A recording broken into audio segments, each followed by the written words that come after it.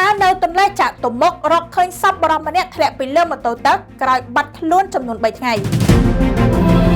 ប្រជាពលរដ្ឋនៅទន្លេចាក់ទំមុកបានភ្ញាក់ផ្អើលយ៉ាងខ្លាំងនៅពេលដែលឃើញសាកសពបរិសម្នាក់អណ្ដែតលើទឹកនៅព្រឹកថ្ងៃអង្គារទី3ខែកញ្ញាឆ្នាំ 2025 នេះសពត្រូវបានសម្គាល់ថាជាជនរងគ្រោះដែលបានធ្លាក់ពីលើម៉ូតូទឹកចាប់តាំងពីថ្ងៃទី 27 ខែកញ្ញាគួររំលឹកឲ្យដឹងថាជនរងគ្រោះបានមកកាន់តំបន់ទន្លេជិតស្ពានកោះនរានៅក្នុងសង្កាត់ទន្លេបាសាក់ខណ្ឌចំការមនដើម្បីជិះម៉ូតូទឹក Kawasaki SXR មកលេងកម្សាន្តប៉ុន្តែបន្ទាប់ពីបានជិះម៉ូតូអស់រយៈពេលខ្លីគាត់ក៏បានធ្លាក់ពីលើម៉ូតូទឹកហើយបានលិចបាត់ភ្លាមៗកាលពីវេលាម៉ោងប្រហែល 4 រសៀលនៅថ្ងៃសៅរ៍ទី 27 ខែកញ្ញាក្រុមជួយសង្គ្រោះនិងក្រុមអ្នកជិះម៉ូតូទឹក Jet Ski ភ្នំពេញបានចូលរួមស្វែងរកជនរងគ្រោះជាមួយគ្នានៅយប់ថ្ងៃដដែលនោះតែម្ដងដោយបង្ហាញស្មារតីខ្ពង់ខ្ពស់នៅក្នុងការស៊ើបអង្កេតនិងសង្គ្រោះការស្វែងរកបានបន្តយ៉ាងតានតឹងលើដងទន្លេជាច្រើនម៉ោងប៉ុន្តែបើទោះបីជាដូច្នេះក្តីសពមិនទាន់បានរកឃើញនៅឡើយនៅក្នុងពេលនោះជាការសោកស្ដាយសពបានប្រទះឃើញនៅព្រឹកថ្ងៃទី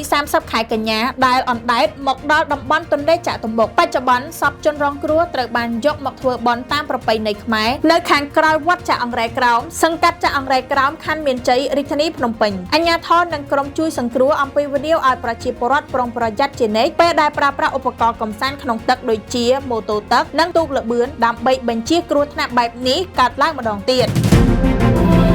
នាងខ្ញុំលីលីពី I Love Cambodia Hot News TV